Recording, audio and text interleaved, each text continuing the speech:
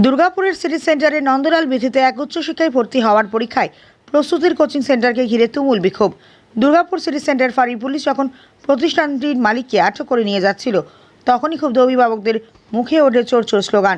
মুহূর্তের মধ্যেই এলাকায় উত্তেজনার পারদ চড়ে যায়। অভিযোগ, উচ্চশিক্ষায় ভর্তি হওয়ার প্রস্তুতির নাম করে অভিভাবকদের কাছ থেকে মোটা অঙ্কের টাকা নেওয়া হলেও প্রতিশ্রুতি অনুযায়ী ক্লাস করানো হচ্ছে না। শিক্ষকদের নিয়মিত বেতন না দেওয়ায় অনেক অভিজ্ঞ শিক্ষক প্রতিষ্ঠান ছেড়ে চলে গিয়েছেন। ফলে ছাত্রছাত্রীদের পড়াশোনা ক্ষতিগ্রস্ত হচ্ছে বলে দাবি অভিভাবকদের। অভিভাবক সুপ্রিয়া চক্রবর্তীর অভিযোগ, আমাদের কাছ থেকে টাকা নেওয়া হয়েছে, কিন্তু ঠিকঠাক কোচিং দেওয়া হচ্ছে না। মালিক শিক্ষকদের বেতন দিচ্ছে না বলে ভালো শিক্ষকরা চলে যাচ্ছেন। এখন উনি বলছেন প্রতিষ্ঠান চালাতে পারছেন না, আমাদের টাকা ফেরত দিতে হবে। সেই দাবিতেই আমরা প্রতিবাদ করছি। চোখ রাখুন জামালপুর নিউজ লাইভ। আমাদের অভিযোগ, আমরা এই ইনস্টিটিউটে ভর্তি করেছিলাম আমাদের ছেলেদের। তো ভর্তি করার সময় আমাদের কিছু টাকা দিয়ে আমরা ভর্তি করেছিলাম, বা আর্লি হিসাবে অনেকেই ফুল পেমেন্ট করেও ভর্তি করেছিলেন।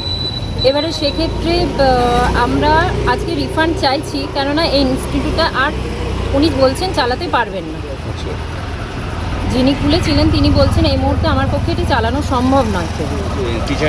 আর টিচারদেরও উনি পেমেন্ট দিতে পারেননি। খুব ভালো ভালো নাম করা টিচার ছিলেন এখানে, তারাও বেরিয়ে গেছেন, উনি তাদেরও স্যালারি দিতে পারেননি। সেই জন্য হ্যাঁ, বন্ধ হয়ে যাবার আগে আমার একটাই রিকোয়েস্ট, যেন আমাদেরকে রিফান্ড করে দেওয়া হয়। ছেলেদের কত টাকা করে দিয়েছিলেন? বাইক নিয়ে আমরা হয়েছিল 35,000 টাকা বছরে, সেটা আমাদের হাফ দিয়েছিলাম। হাফ না, অনেকে ফুল দিয়েছে। 19,000 টাকা আমি দিয়েছিলাম, অনেকে ফুলও দিয়েছেন। ক্লাস হিসেবে এখন 80,000 কি বলছেন?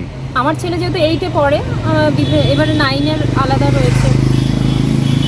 কি উনি বলছেন? বলছেন আমি দিয়ে দেবো, আমি দেবো। উনি বলছেন টিচারদেরকেও, উনি বলেছেন যে ক্লাস রান হোক, ক্লাস কন্টিনিউ হোক, উনি সেটাই বলছেন। না কিভাবে করবেন ওরা? কিন্তু আজকে 3 মাস ধরে উনি নাকি টিচারদেরও ঠিকমতো স্যালারি দেননি।